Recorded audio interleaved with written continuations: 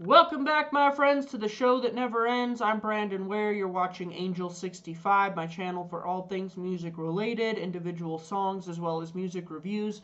This video is chapter 5 of my deep dive into the extended King Crimson catalog, and this is covering the Larks Tongues and Aspic period. So, both the complete recordings 40th anniversary box set and the 50th anniversary Dolby Atmos box set. Firstly, I will go ahead and unbox both of those and show you what is inside of them. So that is coming up next. Here is the unboxing of, first, the Larks Tongues and Aspic Complete Recordings 40th Anniversary box set. It is very similar in structure to the In the Court of the Crimson King 1969 recordings box set. In fact, all of the deluxe sets follow this general format. So here's the outer cover with the front cover of the album of same name. On the back we have a list of all the contents. The spine we just have the title printed, and then on the top and bottom it says King Crimson 40th Anniversary Series. So, lifting the lid off, we have some stuff inside, starting with this little envelope, which is the memorabilia type envelope. In here we have 5 postcards, one of each member. So there's John Wetton, Jamie Muir, David Cross, Bill Bruford, and Robert Fripp. Also in this folder we have a flyer for the album release. Up next we have a flyer for King Crimson's tour of, let's see, I think this is of England, so their tour of England in '73, while Jamie Muir was still in the band, and actually my box set came with 2 of these by mistake, I believe. Here is just a print of the front cover of the album, and then on the back is the original lyrics insert. And then we have the booklet. So in the booklet, we've got on the front the US cover of Larks Tongues and Aspic without the red border. Then we've just got the normal back cover on the back side of the booklet.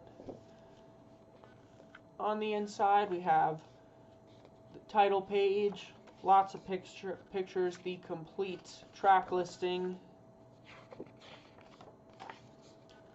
essay by Sid Smith. There's fragments of an interview from Robert Fripp in here, some press materials, more pictures. This is an essay by Declan Colgan of DGM on the album release in the US and UK, specifically indicating how it was important that the album get released in the US after Earthbound was skipped. And then this is a timeline, which I am pretty sure was taken verbatim from the same booklet that was in The Young Person's Guide to King Crimson, and then of course reproduced in the 69 to 72 vinyl box set, which I've already reviewed.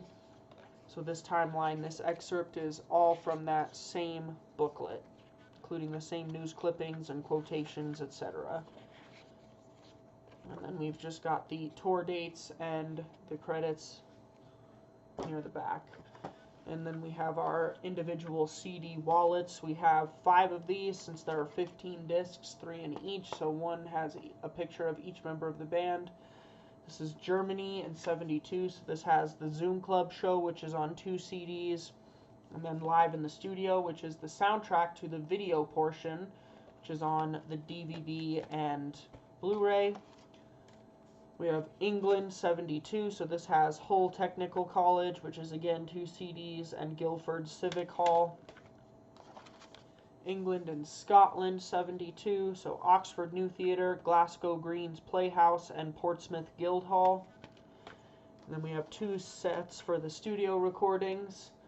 In Bill Bruford's case, we've got the session reels on CD, the original mix on CD, and then a DVD-A, which has the original new stereo and new 5.1 mixes, the 2012 mixes anyway, as well as the video from the studio. And then in the last set we've got the alternate takes and mixes album on CD, the new 2012 remix, and a Blu-ray which has all the same content as the DVD, plus vinyl transfers, video content, same video content, and everything else. So this one is not as elaborate as the Court of the Crimson King one, but still quite a lavish box set with all this material included inside. And then we have the much smaller 50th anniversary Dolby Atmos box set. So in this box set we get the standard little vinyl slipcase. King Crimson have done quite a number of releases that look like this. So we have the front cover there, and then some info on the back with a picture of each member. The first mini LP sleeve reproduces the album jacket on the front and back, and then the lyrics insert on the inside. It's got a photo, and then each of the CDs is in a little black sleeve. And then we've got a smaller booklet with a different essay by Sid Smith, track listing, pictures, etc., some of which is repeated across the two box sets, although there's some stuff that's not as well. This is very similar to the small booklet that came with the Court of the Crimson King 3 CD Blu-ray set. This follows that same general format. And then in the second sleeve we've got tape box covers, picture on the inside, and this contains the two Blu-rays in this set. So that is the Larks Tongues and Aspic complete recordings, and then complete recording sessions and Dolby Atmos box sets.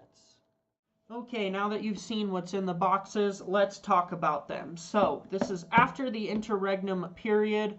Robert Fripp has composed a completely new band. This band consists of Bill Bruford, who left Yes to join, Jamie Muir, who was a kind of in the London avant-garde scene and became the band's additional percussionist. He's listed as percussion and all sorts on the album. David Cross was in a band called Waves, who rehearsed in the same rehearsal space as the original King Crimson did.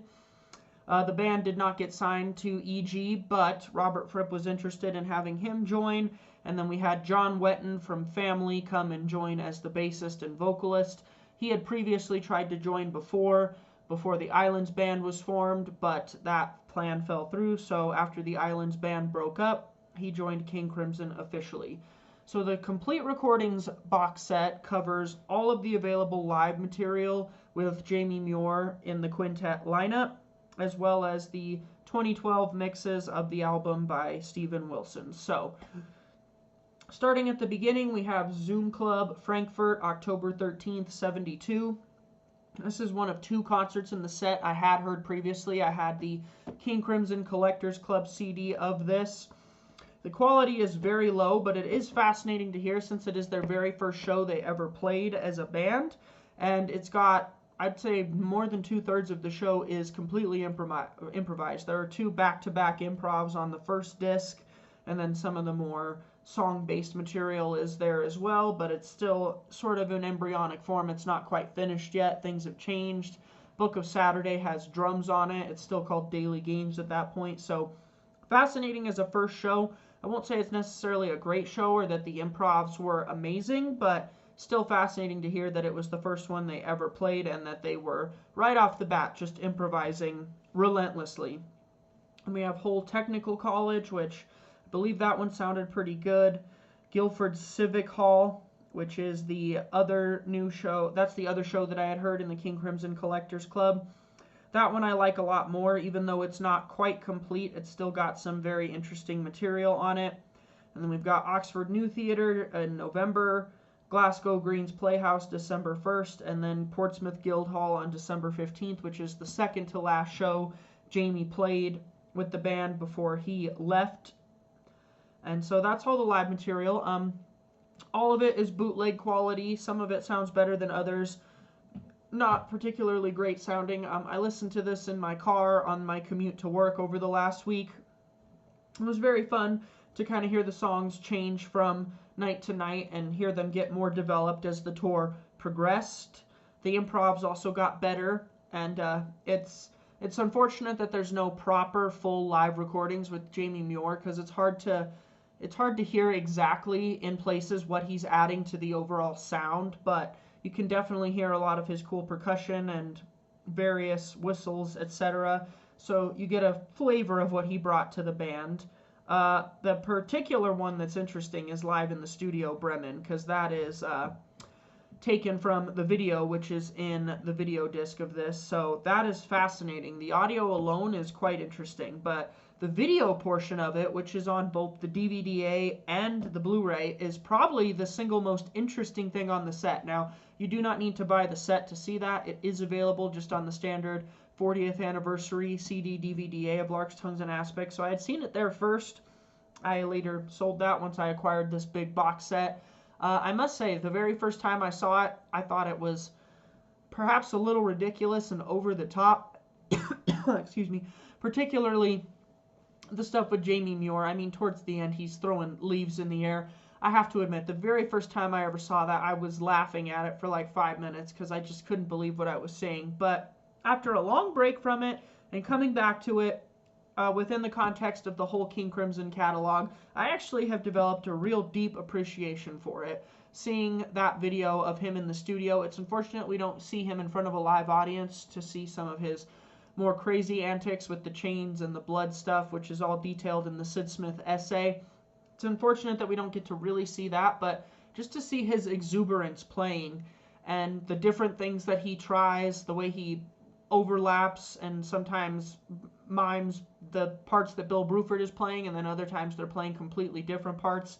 There's a real performance art aspect to it, which is just fascinating, and you really get a flavor of what exactly it was he brought to the band for the brief period that he was there.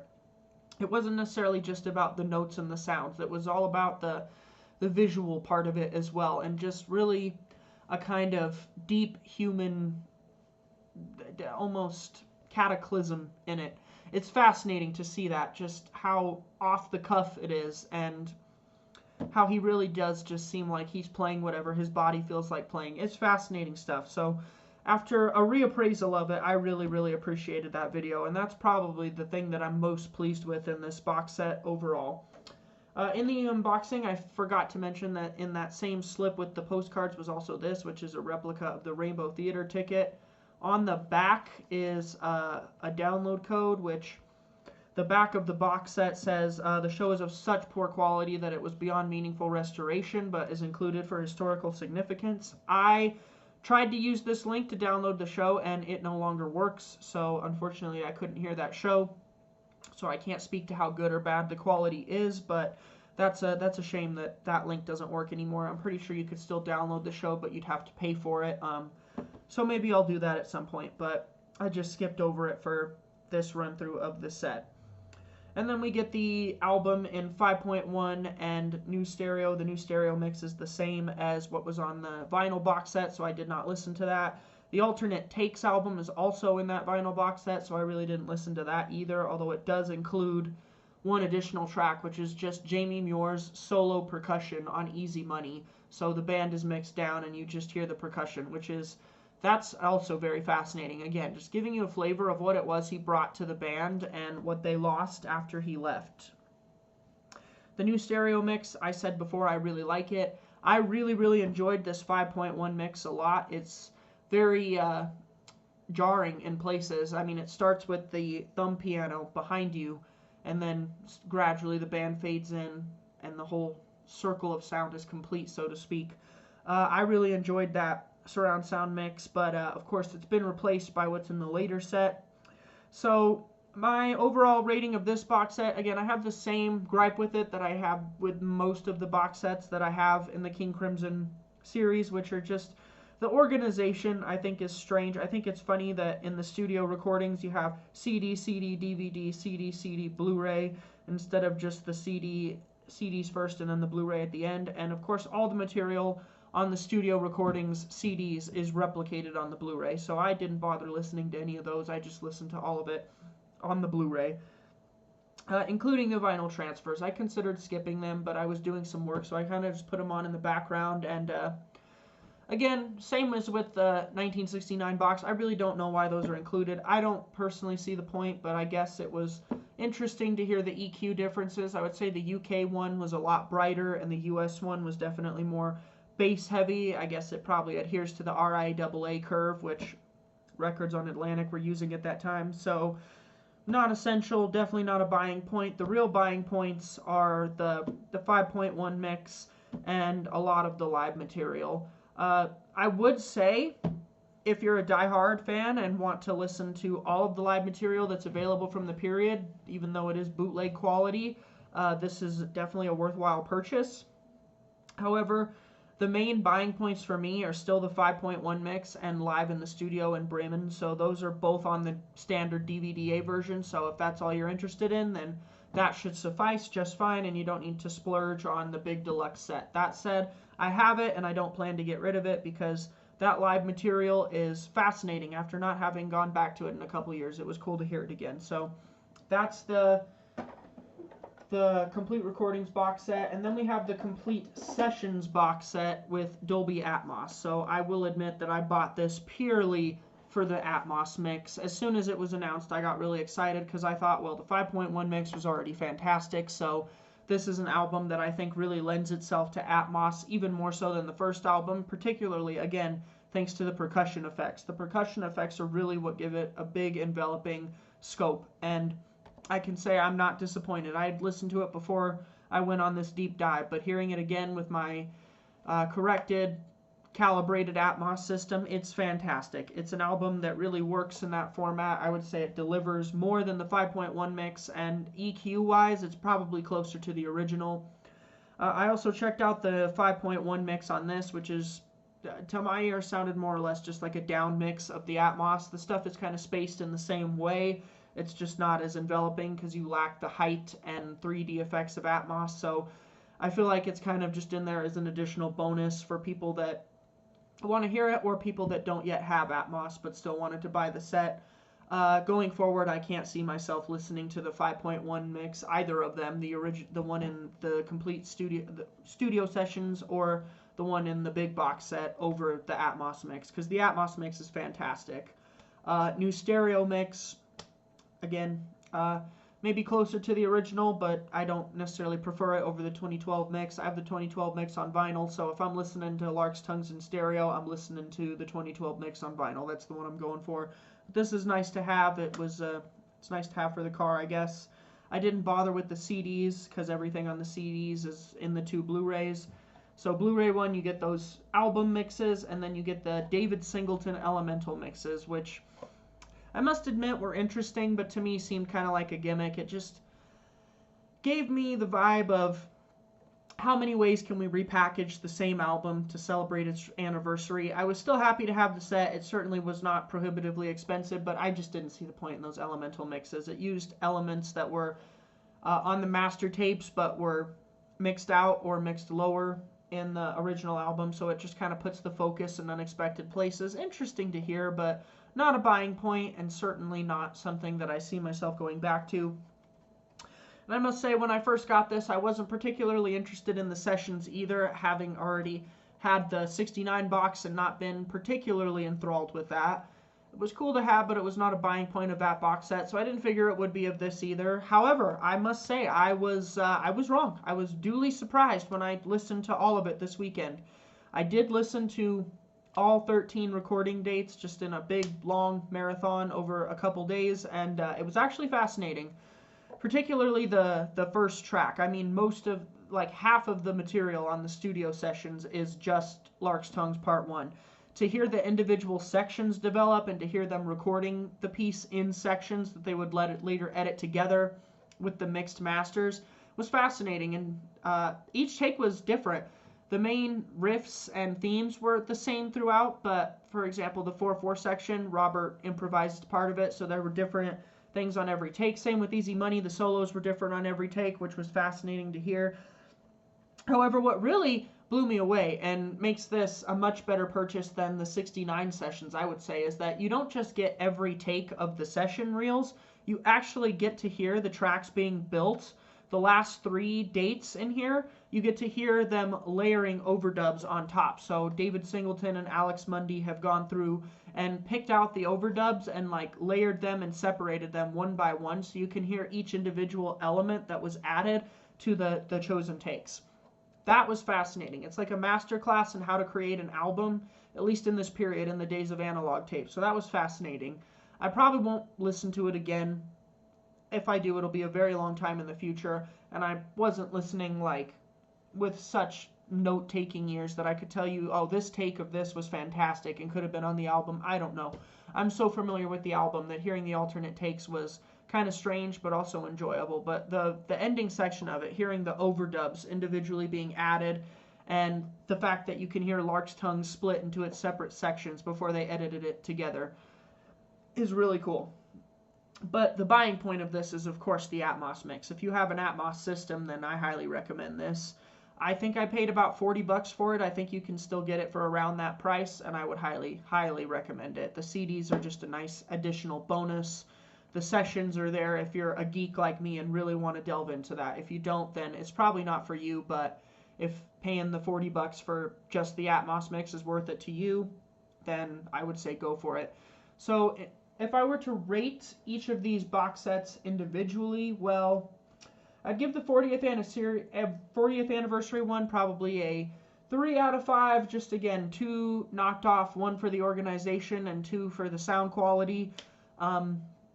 Of course, it's not like there's anything that could be done about that sound quality. They used all the available recordings they have, and it's nice to have them. If you want them all in one place, there they are. So that's the value of it to me. The original 5.1 mix was great, but yeah, I would give it a 3 out of 5 based on the price and what's in it. It's probably the least, it's got the least material of any of the King Crimson Deluxe sets. It's 15 discs as opposed to some of the others, which are like between 19 and 28, so this one is probably the smallest of them. I got it for a decent price about 2 years ago. They had extra stock of all of the box sets, I believe, most of them anyway, and so I bought it for, I think, around $100, which I don't consider an unfair price for what's in it. This is the one that I would recommend, though, for the Atmos stuff. The Atmos stuff is fantastic. It's so worth checking out. And the price is not prohibitively expensive. At least I did not think so. So this one I'm going to give a 5 out of 5. I could knock one off for the elemental mixes and just say that they're a bit strange. Don't see the point of including them, but the Atmos is so good and the recording sessions are such an interesting bonus if you're interested in it, that for me this gets a 5 out of 5. If all you want is the Atmos, it probably gets at least still a 4 out of 5 in my opinion. So that's my ratings of the box sets. Let's talk about the album itself. The album itself, Larks Tongues and Aspic, one of the greatest progressive rock albums ever made. A fantastic album. This is why in my previous video I was saying I didn't necessarily like the fact that it was a jam band, and I just did not think that that band, the Islands band, was as risk-taking as Larks Tongues and Aspic. Of course, all of this is stuff you can assess with the benefit of hindsight and historical context, but this band is probably my second favorite King Crimson lineup after the... Actually, I take that back. It's probably my favorite overall King Crimson lineup. I love the 80s lineup, and I love the Thrack lineup as well. And Thrack is probably my favorite album. I think it's just a perfect album. But my favorite lineup is probably particularly the Cross-Rip, Wetton, Bruford lineup. But having Jamie Muir in there and just seeing again what he adds, which is particularly evidenced in the video section of the box sets, is great. His contributions to this album, I mean, what can you say about him? The added percussion effects at times are jarring, at times they're kind of ridiculous, but they all just add to the ambience and kind of humor and playfulness of this album, which I love. So the opening piece, Larks, Tongues, and Aspic Part 1, one of the most daring and crazy compositions ever. Book of Saturday, beautiful ballad, I like it a lot. Wetton's voice, he's not the greatest singer in the world, but I actually have grown to really like his voice over time. When I first heard this, and particularly the next track, Exiles, when I heard him sing that, the bridge section, and it sounds like he was really trying to extend his range beyond where he was comfortable at that time. He didn't sound as confident as he later would, especially on Red. Yeah, it was a bit strange, and I was kind of giggling at it. But over time, I've actually really come to love John Wetton's voice. And I certainly prefer him to both Gordon Haskell and Boz Burrell. I think he's a much better singer than both of them. He's got way more character to his voice, and it helps that the lyrics are a lot better, too. They have lyrics being written by Richard Palmer James, who I think was the former lyricist for Supertramp. And so he wrote the lyrics on this album, and I like them. They're not just weird and esoteric like what Pete Sinfield was getting into on Lizard and Islands. They're more straightforward. They're still very romantic and poetic in ways, but much easier to relate to and not so wordy that they just sound like mush to me. Easy Money is fantastic. The percussion is great. The guitar solo is great. Love Easy Money.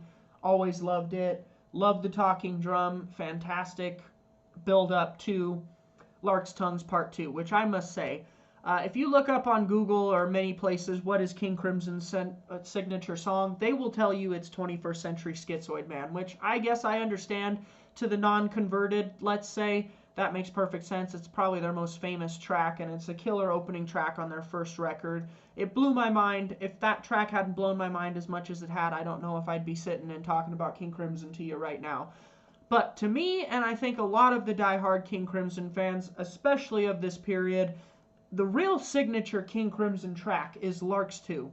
I think it's their best instrumental piece of music. I love the riff in it. I love the way it builds. I love the harmony in it. I love the way the drums are kind of implying different time signatures over what the violin and guitar are doing. I love the breakdown section, and I especially love the ending with the big chord and then the big droning bass effect. It's a fantastic song. It's great live, and the original studio version is fantastic as well. So the album itself, Larks, Tongues, and Aspic, well, how can you give it anything less than a 5 out of 5? It's an amazing album. I really think all three of the albums from this lineup are fantastic. They all get 5 out of 5s for me. I will say Starless and Bible Black is my favorite of the three, but LTIA is fantastic as well. So if you aren't interested in buying any of these box sets, and for some reason you're watching this video and you haven't heard Larks, Tongues, and Aspic, the original studio album, you must check it out. It is fantastic. It's one of my favorite progressive rock albums of all time. Incredible album. I love it. I love it. I love it. I hope you agree with me. If you don't and you're a big fan of other periods of King Crimson, that's fine too. But for me, that's one of their defining pieces of work. I know the band themselves had mixed feelings of it, and they feel it didn't necessarily capture what they were capable of live, which I'm sure is true. But to me, it withstands the test of time. It's one of those classic albums that just never goes away. It's not as widely known as, say, maybe ELP or Pink Floyd or Genesis and things like that, but amongst the people that know it, I think most of them love it, including me. So that's my thoughts on the Larks, Tongues, and Aspic period. As of me recording this video, I'm actually 7 CDs deep into the Starless box set, which is my favorite of all the King Crimson box sets. I'm already enjoying it a ton going back to that one. I'll talk more about that in the review once I finish it up. So we're on to that period. Jamie Muir is out, and we have 2 more albums and 2 more tours with just Cross, Fripp, Wetton, and Bruford before we get to Red, and then King Crimson goes dormant for 7 years. So that's where I'm at in my journey right now. I would love to hear your thoughts in the comments. What do you give the 40th anniversary set, the 50th anniversary set, the original album? What's your rating? What's your favorite track on it? If I had to pick my favorite track on the album, I have to go with Larks 2. It's unbelievably cool. It's such a great song. Larks 1 is great too. Easy Money is great, but Larks 2 takes the cake for me as King Crimson's best song. I really appreciate that song and this particular period of the band's history. All right, that's all for now. I've rambled on for way too long, but hopefully it's clear that I am excited to be at this point in the King Crimson journey. I love this band from the 70s, and I just love how risk-taking and bold they were. Really, truly progressive in the best way. So, happy to hear what you think in the comments. That's all for now. Bye.